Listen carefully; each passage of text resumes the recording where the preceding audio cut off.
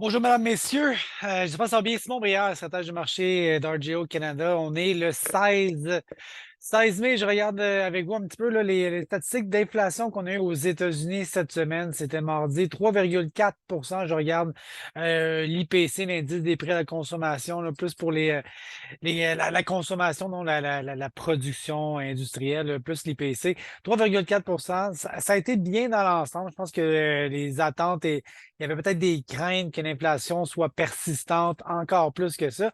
On voit qu'elle était à 3,1, 3,2, 3,5. Il y a comme une petite tendance que ça monte.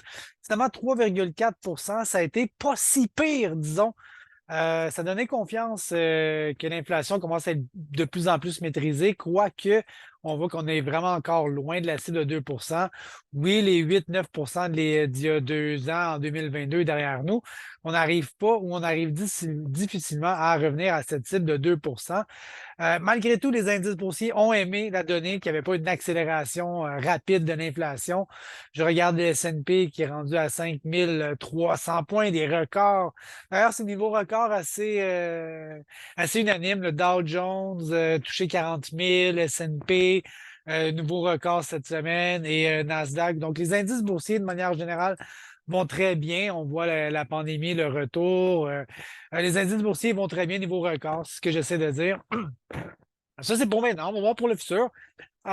Chose que je regardais cette semaine, c'est le copper, la cuivre, la COP en bon québécois.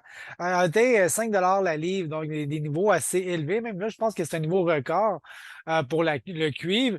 Ce qui m'intéresse là-dedans, c'est voir le lien que je peux en tirer avec l'inflation. Quand je mets les deux sur le même axe, je me rends compte que le cuivre est bien souvent un indicateur avancé de l'inflation. Donc, si le prix de la matière première, la matière industrielle augmente, bien, naturellement, ça devrait se refléter éventuellement dans l'économie, un peu comme le pétrole.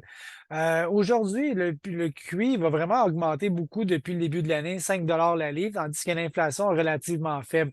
Je regarde ça du coin de l'œil. Je peux pas dire avec toute évidence qu'à cause que le cuivre augmente, l'inflation va augmenter. Non, pas nécessairement. C'est un petit peu plus complexe que ça, le lien entre les deux. Mais quand on a des matières premières qui augmentent, règle générale, il faut regarder l'inflation du coin de l'œil pour nos projections dans le futur. Les probabilités de baisse de taux aux États-Unis, on avait beaucoup d'anticipation de baisse de taux en 2024 et on les attend toujours. Je regarde pour la fin de l'année, je suis en novembre. On est actuellement dans une fourchette de 5,25, 5,50. On aurait peut-être, à date, là, ce que le marché nous donne, on aurait peut-être une baisse vers la fin de l'année, aux alentours de novembre peut-être. Regardez, les probabilités sont à peu près ici. Donc, on a une première baisse. Ça semblerait être novembre pour le moment, ok, sous toute réserve. Donc, c'est pas les sept baisses de taux qu'on attendait nécessairement il y a quelques mois. Le dollar canadien est quand même un petit peu en appréciation contre le US, à 73,5.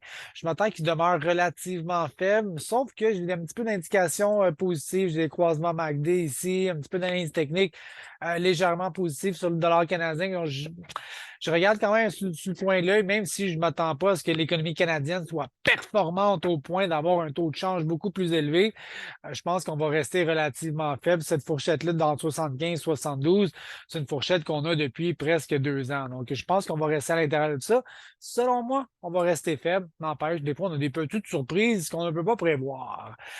Météo au Québec, je pense que ça va assez bien. Je regarde un peu plus la Montérégie. Je pense que si ça s'enligne comme ça, on devrait être capable d'avancer un petit peu dans le champ, puis peut-être mardi, mercredi, souffler un petit peu plus. Là. Évidemment, il y a beaucoup de gymnastique qu'on va avoir. Ce serait le fun qu'on ait une couple de belles journées de suite, là, et qu'on puisse progresser dans les semis. Aux États-Unis, ben, pour la prochaine semaine, vous allez voir, c'est assez divisé. Donc, il y a beaucoup de pluie qui s'en vient. C'est peut-être plus tard, plus vers le 20-24, parce que regardez, dans les 3 prochains jours, c'est là que ça se passe, mon chum.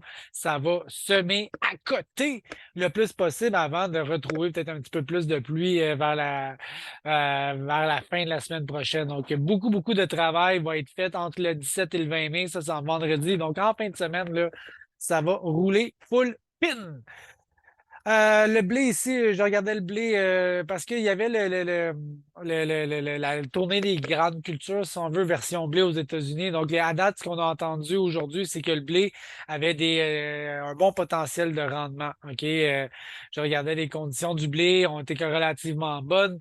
Je pense que c'est ça ici qui fait peut-être un petit peu de pression dans le marché, à quoi que le blé américain est peut-être un peu plus marginal versus ce qui se passe sur la scène mondiale.